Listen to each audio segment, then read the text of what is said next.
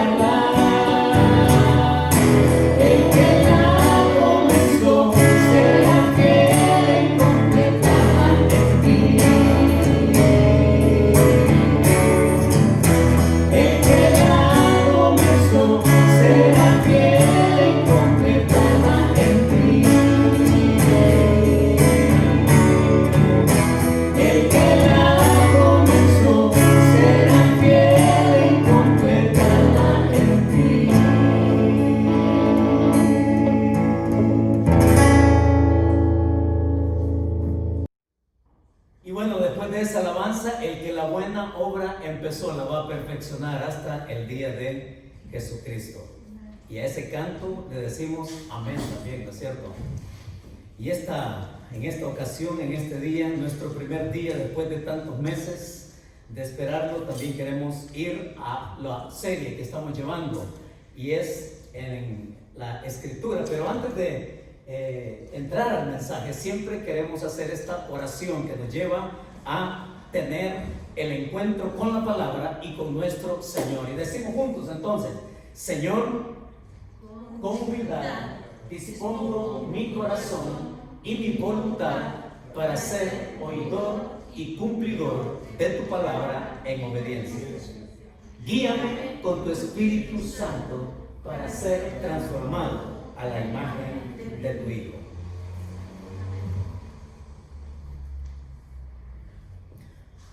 Para los que no están familiarizados con el significado de colmar, tengo que decir que es llenar completamente hasta tal punto en el que nos pasamos, que se desborda el contenido, que no puede aguantar todo lo que le echamos dentro. Eso es colmar. Ahora, quiero invitarles a que pensemos en estos tres escenarios. Cuando hablamos de colmar, pensemos por un momento en ese vecino que tenemos, en ese vecino que desde muy temprano en la mañana empieza a hacer un ruido escandaloso y que no nos deja dormir, especialmente cuando en un día libre nosotros podemos descansar un poco más. Pero él se empeña en levantarse temprano y hacer sus cosas, haciendo todo el ruido que se le antoje sin importar a los demás. Y no solo una vez, vez tras vez tras vez, al punto que llega a quizás colmarnos la paciencia. Ahora, ¿qué tal este otro escenario? El pago que usted hace del servicio de internet que recibe en casa, y que de pronto cuando le llega la factura, usted ve que le han cobrado algunos asuntos agregados que usted jamás pidió o que jamás usted autorizó. Y que entonces viene usted y que toma el teléfono y que empieza a hacer una y otra llamada a la compañía para pedir que por favor le corrijan eso, ¿ya? Y lo que encuentra es una grabadora con un sonido monótono, aburrido, y que de pronto tiene que hacer lo mismo una y otra vez, al punto que le colma la paciencia para, al final de cuentas, terminar cambiándose de compañía, ¿no es cierto? Ahora, ¿qué le parece este otro escenario? Cuando venimos y que sin previo aviso se nos cancela la cita con el médico, una cita que ha estado programada y que usted tiene que pedir permiso en su trabajo para ir a esa cita, y que no le avisan que está cancelada, y que usted llega y se da cuenta hasta en el momento, y que la persona encargada ahí lo único que le dice es: oh, disculpe la inconveniencia. Molesta, ¿no? Y después nosotros entramos en una situación en donde nos colman la paciencia. Pues en estos escenarios, cualquiera de estas tres situaciones nos puede llevar al aguante de nuestro límite, al aguante de nuestro límite, y más aún cuando es repetitivo. Explotamos, no podemos controlar nuestro enojo, al punto que conozco muchas personas que saben qué es lo que hacen. Cuando ya no mantienen el control, se dan de golpes en la pared. Otros rompen lo primero que tienen a la mano. Otros incluso pierden su temperamento y se van a los golpes con cualquiera. Es que cuando se nos colma la paciencia, hombre, es por eso que tenemos esa expresión que conocemos, ¿no? La gota que colma el vaso. Sí, la gota que colma el vaso. Y la paciencia está representada con este vaso. Y lo que le metemos dentro representa el aguante que nosotros tenemos. Y vaya que hay personas que su paciencia es del tamaño de un vaso como este, y que lo va llenando y que lo va llenando. Otros, el tamaño de su paciencia es como este otro depósito, ¿sí? De este tamaño, son más pacientes. Y hay otros más que su paciencia es del tamaño de un barril. Pero cualquiera que sea el caso o el tamaño de nuestra paciencia, con todo aquello que nos acumulamos y con todo aquello que soportamos, en cualquiera de los casos siempre existe esa gota que rebalsa el recipiente. Y en la vida espiritual es así. En la vida espiritual también es así con Dios. Imagínense, Dios, que es lento para la ira y grande en misericordia, para que a Dios se le colme la paciencia. Imagínese usted a qué punto se tiene que llegar de parte del ser humano en su conducta. Si es así con nosotros, que nos colmamos la paciencia y que de pronto explotamos en el momento menos esperado, ahora imagínense Dios.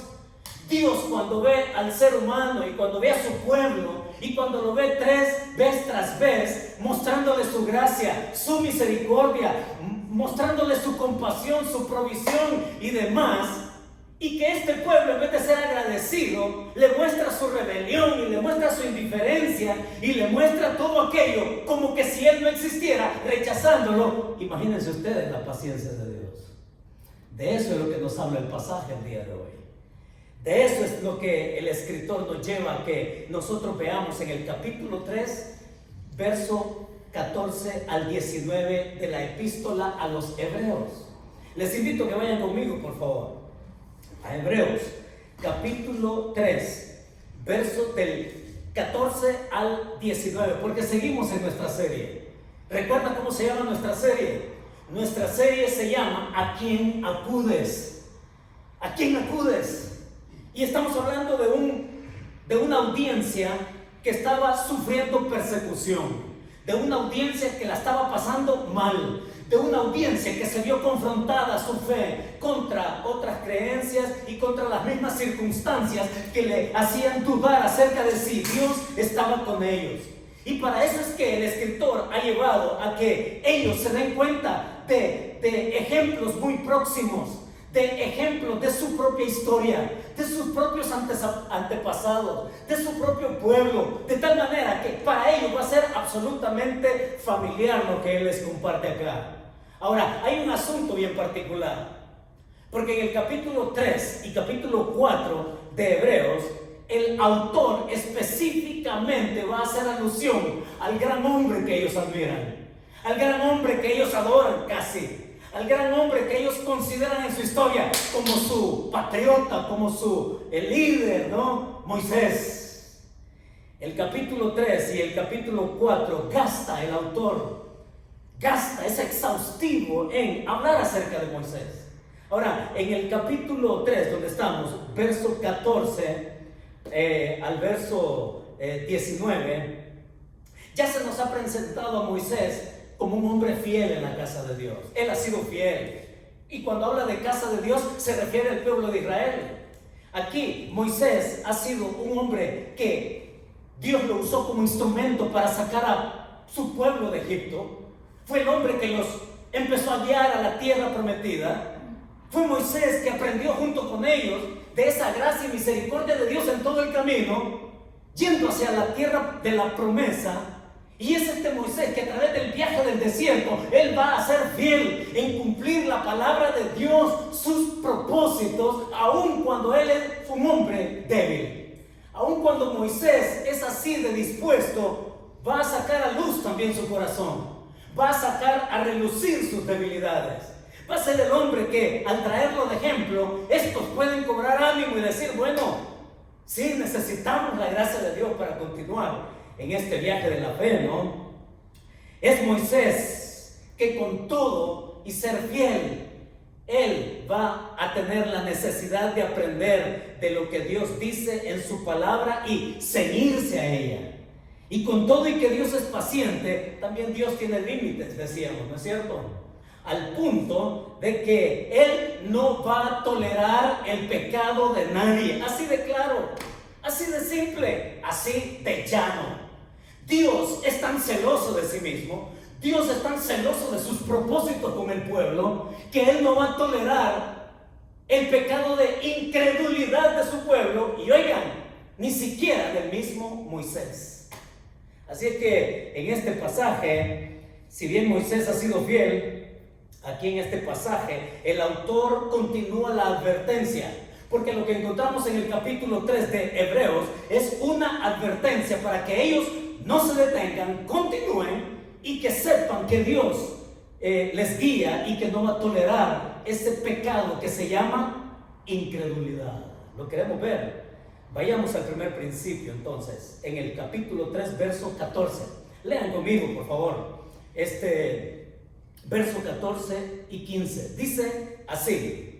Díganme amén si tienen su Biblia abierta, por favor. Amén, muy bien. 14.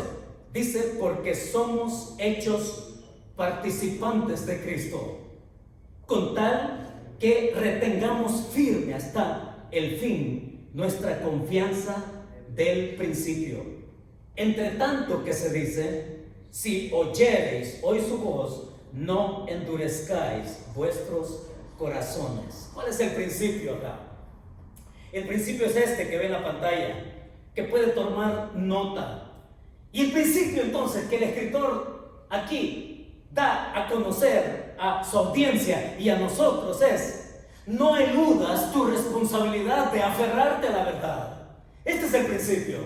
No eludas tu responsabilidad de aferrarte a la verdad.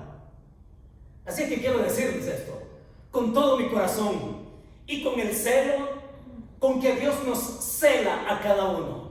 Si hay algo que a mí me gusta hacer temprano a las 4 de la mañana, es orar por ustedes y mantener sus vidas delante del Señor para que Él obre en cada uno y que Él haga su obra y cumpla su propósito. Pero ¿sabe qué? Yo no puedo hacer cosas por usted que le corresponden a usted personalmente, como usted no puede hacer las cosas que me corresponden a mí.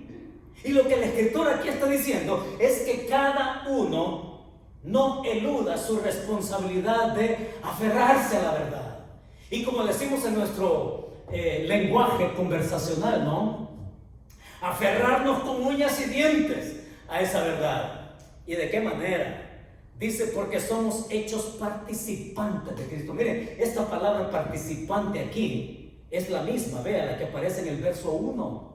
En el verso 1 dice, por tanto, hermanos santos, participantes del llamamiento celestial. Es la misma palabra que también se va a traducir allá como compañeros en el capítulo 1, verso 9. Es la misma palabra con que el autor tiene en mente para que nosotros entendamos la responsabilidad que tenemos. Y dice, participantes de Cristo con tal que retengamos firme hasta el fin nuestra confianza desde el principio. Desde el principio. ¿Dónde es que comienza ese principio? ¿Dónde es que identificamos ese principio? ¿Cómo es que somos participantes de Cristo? Ahora, yo les quiero refrescar la memoria.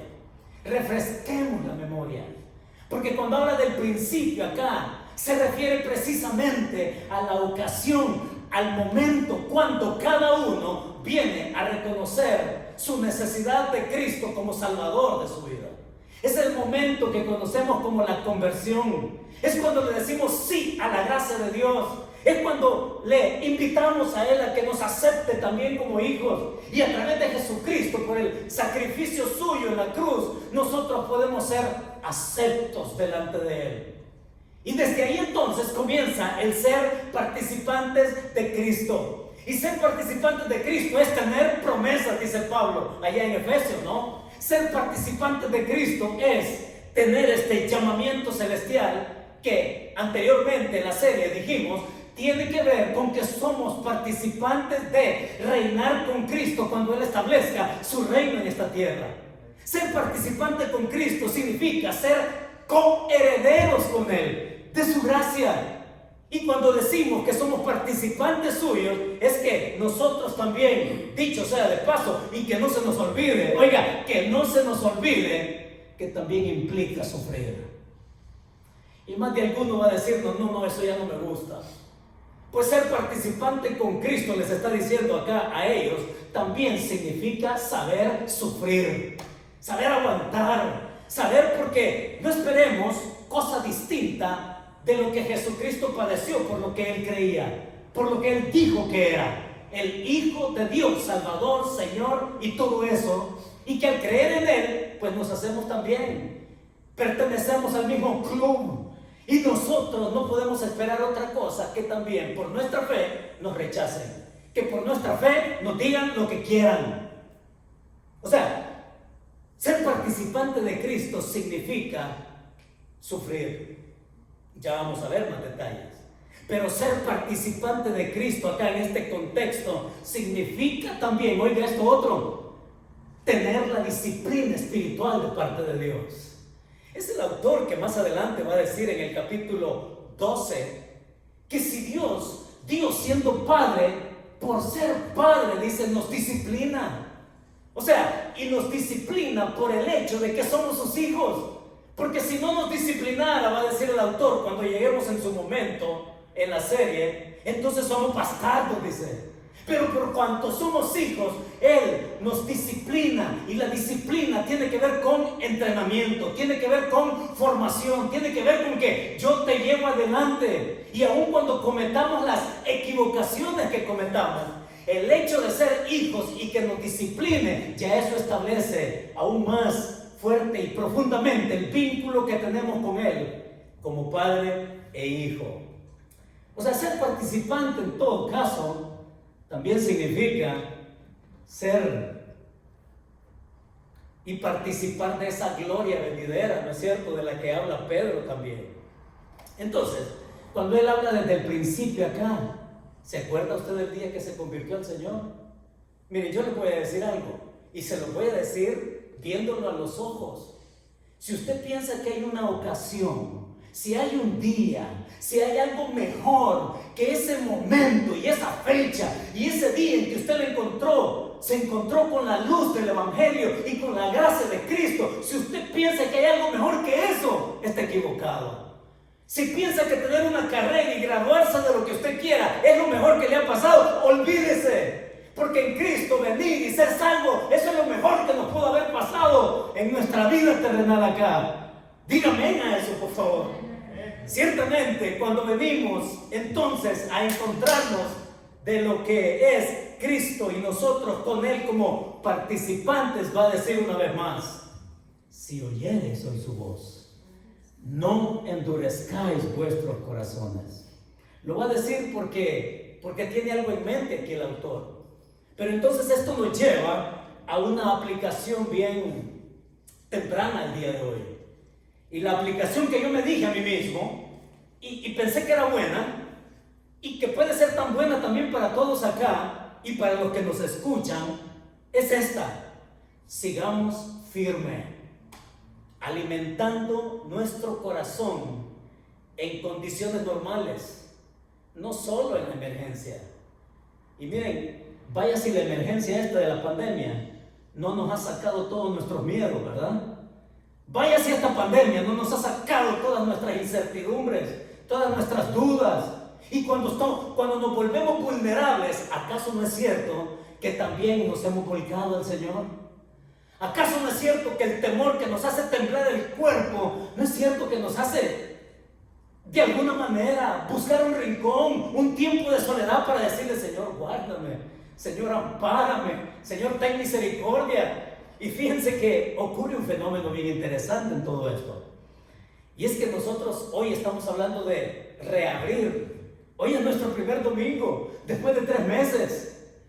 Créanme que yo estaba contento de venir el día de hoy, encontrarme con ustedes. Reabrir, de volver a la normalidad o a la nueva normalidad, como se le ha llamado. Pero ¿qué es venir a la normalidad? ¿O qué es venir a la nueva normalidad? Vengamos con la misma pasión con que nosotros buscamos a Dios en la emergencia. Porque si hay algo que el ser humano, y porque como me sucede a mí, digo, le puede suceder a los demás, como que nos ablandamos, ¿no? Como que quitamos el pie del acelerador y ese ritmo que llevamos con el Señor de piedad, de espiritualidad, de entusiasmo, de buscarlo en oración, en su palabra, y que pudo haber sido una realidad durante la emergencia. Yo le digo algo: desconfíe de usted mismo y mejor declarémonos. Oiga esto: declarémonos en emergencia permanente para seguir con ese corazón con el Señor, definitivamente. Porque si volver a la normalidad significa entonces tomar la vida espiritual así un poco light, entonces, como ya volvimos a la normalidad, volvamos como éramos antes de entrar a la pandemia, ¿no? Indiferentes, tranquilos, sin mayores retos, sin mayores desafíos. No, que el Señor nos encuentre sin eludir nuestra responsabilidad de aferrarnos a su verdad, de perseverar y de crecer. Y si es necesario, oiga, Y si es necesario, declarémonos en emergencia permanente para seguir con ese corazón delante de Dios. Así que en unos meses ya vamos a hablar de crisis superada. En unos meses ya vamos a estar hablando, ¿no te acordás de la pandemia? ¿Sí? ¿Sí te acordás que pasamos encerrados 60 días y 90,000 noches? ¿Sí te acordás que ni salíamos ni...? No, ya vamos a estar hablando en tiempo pasado, pero cuando llegue ese momento, mi conversación con usted, que pudiera ser, así como busqué a Dios en la emergencia, así también lo sigo buscando en condiciones normales. Hermanos, que así sea, que así sea. Y entonces dice, insiste el autor, si oyereis hoy su voz, no endurezcáis vuestros corazones. Ahora yo le pregunto a usted, ¿con cuál de los que va a mencionar aquí usted se identifica mejor? ¿Con cuál de los que va a mencionar aquí usted dice, oh sí, yo me parezco a estos, o me parezco a este otro? Porque el pasaje nos lleva a algo más, a un segundo principio en los versículos 16, 17 y 18. Mire lo que dice, sígame por favor. Dice así: ¿quiénes fueron los que, habiendo oído, le provocaron? ¿No fueron todos los que salieron de Egipto por mano de Moisés? 17. ¿Y con quiénes estuvo él disgustado 40 años? ¿No fue con los que pecaron, cuyos cuerpos cayeron en el desierto? 18. ¿Y a quiénes juró que no entrarían en su reposo, sino a aquellos que desobedecieron? El principio es este, mis hermanos. El principio de los versículos 16 al 18 es este: que el actuar de Dios desafíe nuestra fe, no como otros nos tratan. Que el actuar de Dios desafíe tu fe, no el trato de los demás. ¿Por qué? Y por eso le pregunto a usted esta mañana, esta tarde, esta noche, en el tiempo en que nos estén sintonizando también, ¿con cuál de estos usted y yo nos identificamos directamente? ¿Con cuál de estos? Qué interesante, porque el que escribe, el autor a los hebreos, va a usar un estilo que en el lenguaje se conoce como diatriba. Diatribas son preguntas, un conjunto de preguntas que se conoce como preguntas retóricas, preguntas que se responden por sí mismas.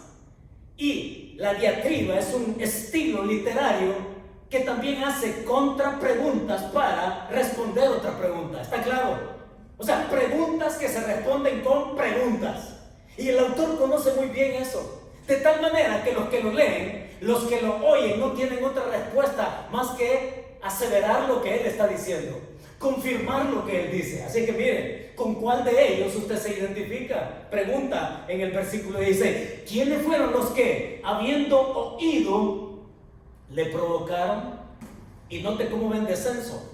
Y note cómo ven descenso. Y va a llegar de lo más general hasta lo más particular, si quiere, con nombre y apellido. Y el versículo 16 dice, y lo responde con otra pregunta: ¿no fueron todos los que salieron de Egipto por mano de Moisés? Y empieza con todos los que salieron. El pueblo entero salió de Egipto.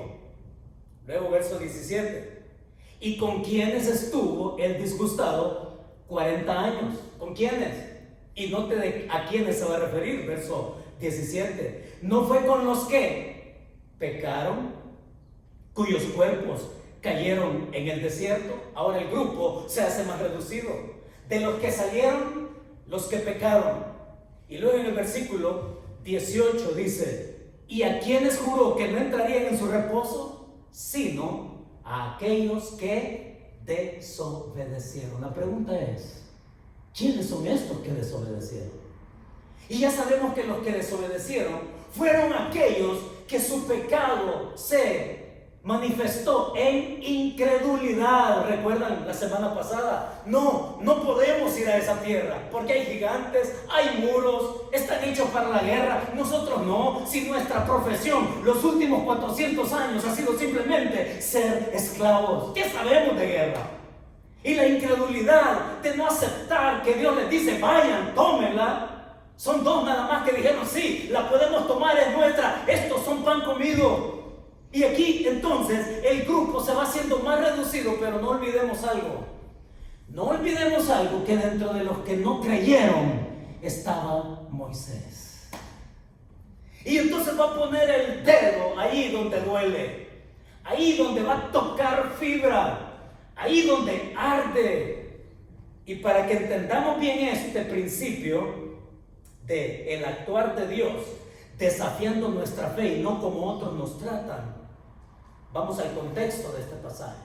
Y el contexto lo encontramos en Números capítulo 20. Yo le invito a que ahora mismo vayan conmigo a Números capítulo 20, y usted en casa lo puede leer más tranquilamente.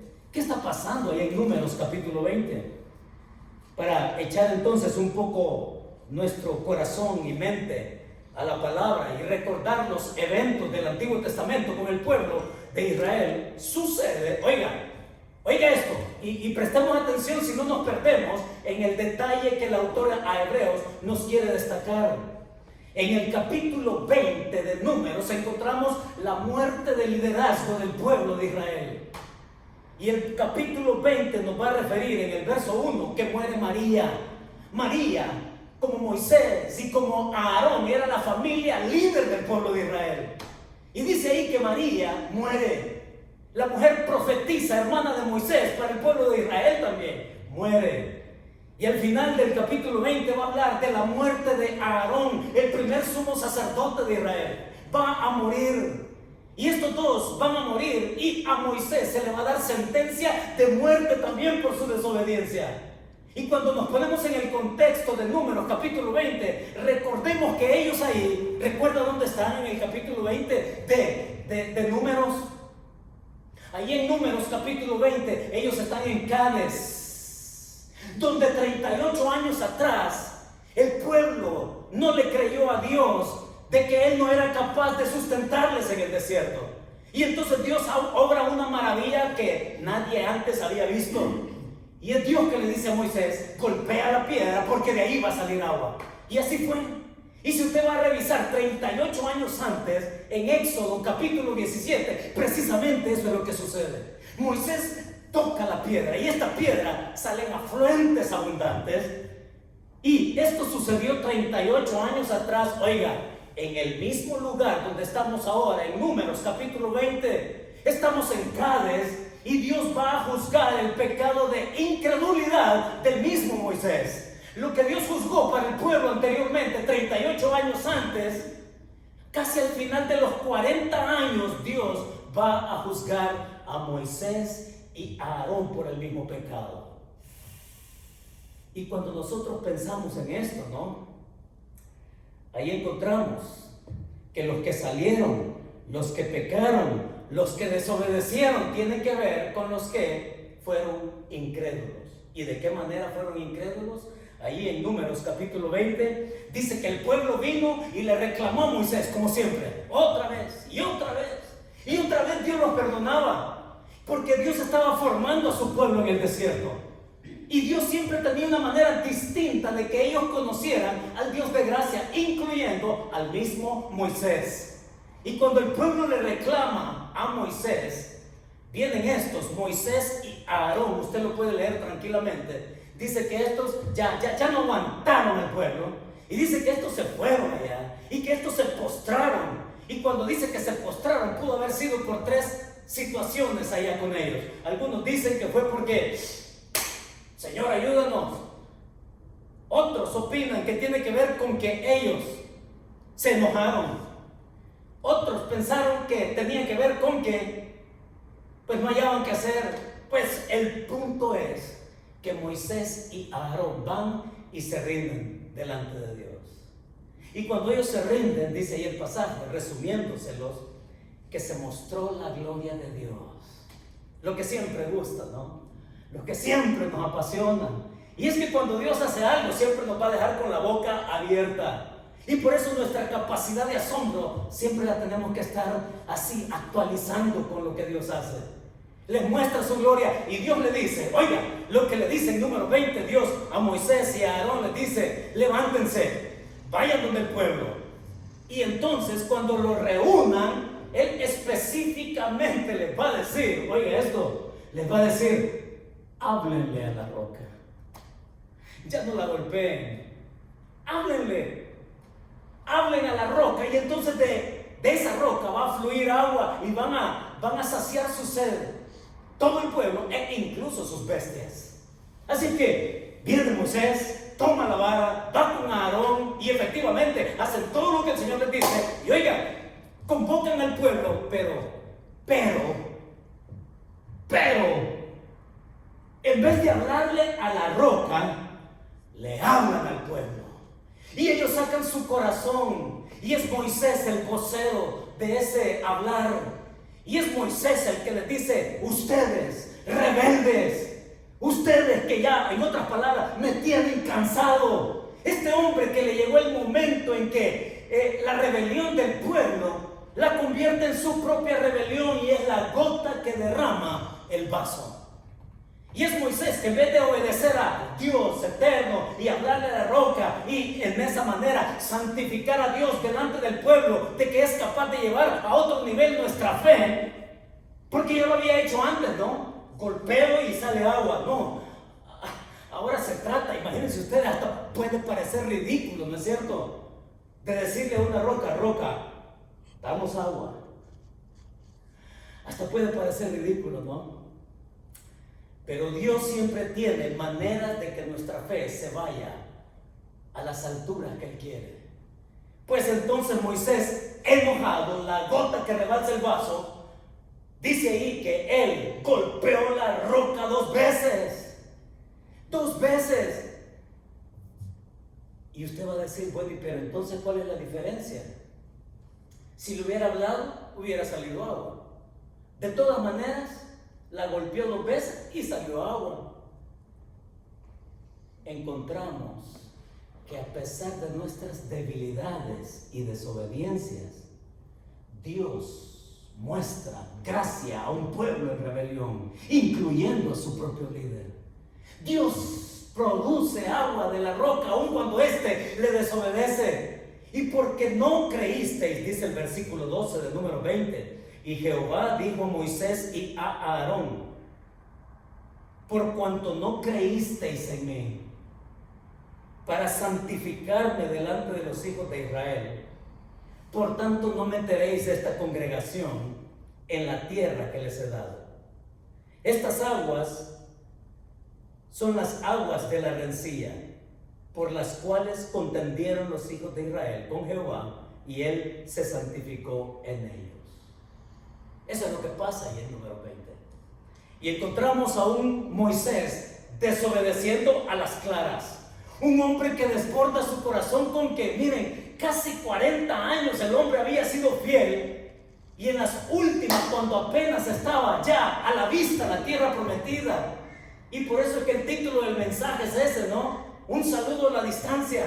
Porque allá más adelante, en los capítulos posteriores de Hebreos, va a decir que también Moisés la vio de lejos y solamente la saludó. La vio allá, y donde tenía que estar ya no fue posible, porque él fue incrédulo. En vez de hablarle a la roca y santificar a Dios, que es capaz de hacer a su manera las cosas. Y aquí viene el punto de la incredulidad.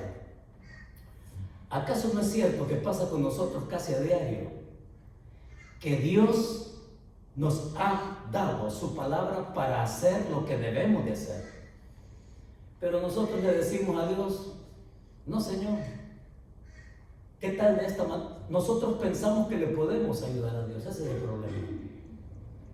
Pensamos que Dios nos necesita, pensamos que nos volvemos indispensables para Él. Y entonces lo que Moisés sacó a relucir, tanto como nosotros hoy, es nuestro pobre corazón engañoso. Nuestro pobre corazón engañoso. Y entonces esta rebelión de Moisés lo llevó a inhabilitarlo. Oiga, a inhabilitarlo. Entonces Dios le dice, no vas a entrar. Porque incluso su cómplice en esto de incredulidad fue Aarón. Ahí en el capítulo 20 verso 8 habla en plural. El verbo cuando le dice hablad se refiere tanto a Moisés como a Aarón. Los dos tenían que hablar a la roca, y en vez de hablarle a la roca, los dos le hablan al pueblo y les dice rebeldes. Y oiga, no vemos a ningún Aarón nervioso o sorprendido de que Moisés esté haciendo otra cosa y decirle: hey, Moisés, no es así. Moisés, Dios dijo que le habláramos a la roca. No vemos a un Aarón. Es un Aarón que por eso sufre la condena de no ver la tierra prometida. Vemos a un Aarón también que se queda de este otro lado de la tierra, como un Moisés. Y el capítulo 20 al final, ya dijimos, cuenta de cómo Aarón muere allá en el monte Hor. Hermanos, a veces pensamos que nosotros podemos ayudarle a Dios. A veces pensamos que tenemos que rescatar a Dios. A veces pensamos, no, mire, Dios se defiende solo. Dios no necesita que yo lo defienda. Dios no necesita mi ayuda. Si acaso Él nos ha hecho ser hermanos en Cristo, hijos suyos, y que podemos hacer algo por Él, es porque en su gracia Él nos brinda eso. ¿Para qué? Para que podamos glorificarle. O sea, en otras palabras, Moisés no dejó a Dios ser Dios. Y a veces nosotros podemos tener el mismo problema. Llegar entonces como Moisés, con su ira, y lo peor es esto: su enojo y su ira complicó aún más su incredulidad. Estoy harto de este pueblo. Estoy tan harto que una gota rebalsa el vaso. Y su enojo lo llevó a él. Y no es cierto que a veces reaccionamos posteriormente. Y tanta gente dice: mira, ¿y qué estabas pensando en hacer eso? ¿Y sabe cuál es la respuesta? Usted las ha oído. No estaba pensando, dice. ¿Y qué tenías en la cabeza que hiciste tal cosa? Y dice: perdí los estribos. Es que me calentó la cabeza, ¿no? Es que y empezamos a hablar de ese punto límite donde nosotros cruzamos la línea. Y es este el punto, hermanos. El punto es este: Moisés conocía lo que Dios le había dicho. Conoció directamente la voluntad de Dios. Y cuando hablamos de incredulidad, no significa que Moisés no creía en Dios. No se refiere a eso. O sea, el pecado de incredulidad de Moisés tiene que ver con que él intencionalmente no llevó a cabo el propósito que Dios tenía en el momento para mostrar su gracia al pueblo de Israel. No se trata de que usted y yo no creamos en Dios, pero nos volvemos incrédulos cuando pensamos que nuestra manera es mejor que la de él. Ese es el problema. Y como Moisés ya lo había hecho antes, al principio, cuando salieron de Egipto, pues ¿qué más da? Pues la golpeo, ¿no? Y Dios muestra gracia y sale agua. Pero oigan, se llama pecado de incredulidad. Cuando intencionalmente nosotros sabemos lo que Dios quiere y lo hacemos a nuestra manera, se llama incredulidad. Entonces, ¿qué aplicamos de esto? Volviendo ya a Hebreos capítulo 3. Volvamos a Hebreos capítulo 3. Yo saco una conclusión, una aplicación de esto. Y la aplicación que me vino a mi corazón fue: mis hermanos, Moisés era fiel, pero el hombre no era impecable. El hombre no era impecable, tenía sus debilidades y está de manifiesto en la palabra. Entonces, ¿qué saco yo para mí y para usted ahora? Nos equivocamos menos cuando nos ceñimos a la palabra de Dios. Nos equivocamos menos, ¿ya? Cuando decidimos con base a la palabra de Dios, no con base a nuestro corazón engañoso. Y aquí viene cuando pensamos, no es que yo pensé que a Dios le iba a gustar esto. Pensamos por Dios y decidimos por Dios. Dicho sea de paso, ese es un grave problema también en la familia. Que el cónyuge piensa que a su esposo o a su esposa le va a gustar esto o va a estar de acuerdo con esto otro. Pensamos y decidimos por él o por ella. O pensamos y decidimos por nuestros hijos. ¿Ya? Y nos pasa con Dios también. Es que yo pensé que esto le iba a gustar a Dios. No pensemos y no decidamos por Dios. Dejemos que Él sea Dios y equivoquémonos menos cuando nos ceñimos a lo que Él nos dice en su palabra. Por otro lado, mis hermanos, todo esto nos lleva a no perder la continuidad en tiempos difíciles como hoy y como después. No perdamos la continuidad de continuar y no perdamos y no dificultemos más las maneras de Dios en su actuar con nuestra actitud y con nuestro enojo. Ahora, esto que sucede acá nos lleva a un último principio. Capítulo 3, verso 19. Ahora mire lo que dice el verso 19. Y vemos que no pudieron entrar a causa de su, dígalo usted, incredulidad.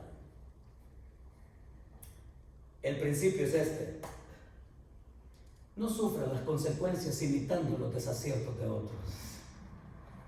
Clase dada, ¿no? Clase dada, principio dado, principio aprendido. Evidencia puesta sobre la mesa. No sufra las consecuencias, está diciendo el autor acá, imitando los desaciertos de otros. Que otros no te hagan perder tu continuidad y de responder a Dios en fe. Fíjense que yo lo veo a diario y yo he estado también en ese mismo escenario. Y cuando hablamos de estar en ese mismo escenario, es que pensamos que hasta que la otra persona le responda a Dios, entonces yo voy a responder también. Nos equivocamos así. Miren, cuando tenemos que decidir obedecer a Dios, no importa si mi esposa no quiera venir a la iglesia, allá ella. Pero yo no voy a perder la oportunidad de edificarme. Yo no voy a perder mi gozo ni mi paz porque mis hijos estén alejándose de Dios. Sí, voy a orar por ellos, pero va a ser su respuesta con Dios y yo no voy a quedar supeditado a lo que hasta cuando ellos respondan a Dios, responder yo. Y son tiempos difíciles en ese aspecto. Necesitamos ponernos claros con el Señor. Y cuando necesitamos ponernos claros con Él, es porque yo no voy a esperar que otro responda para responder yo de la manera como Dios quiere. Y mis hermanos, si no, de lo contrario, podemos hasta enquistarnos. Nos podemos enquistar, podemos crear una barrera en nuestro corazón, volvernos insensibles, tanto como el que esperamos que le responda a Dios. ¿Qué le parece? Entonces, cuando hablamos de incredulidad, vaya si no es un alma gemela de pecar. Entonces, no eludas tu responsabilidad de aferrarte a la verdad que creímos desde el principio. Lo segundo que nos ha dicho el autor aquí, que el actuar de Dios desafíe mi fe con la manera como Él sabe actuar y no de cómo otros me traten.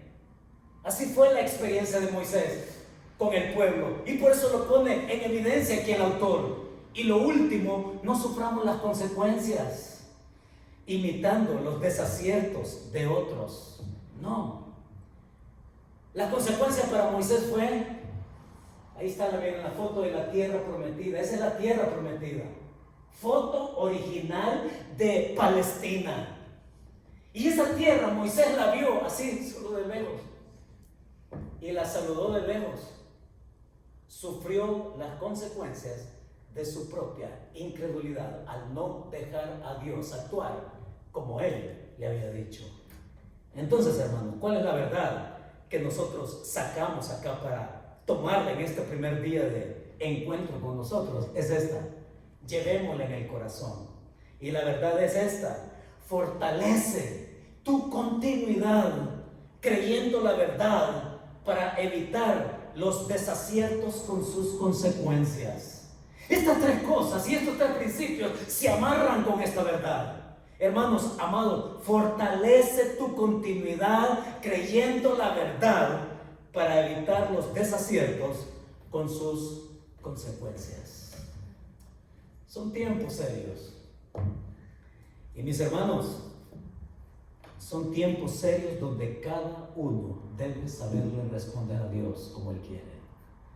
Así es que, mis hermanos, que esta palabra metida en nuestro corazón nos bendiga.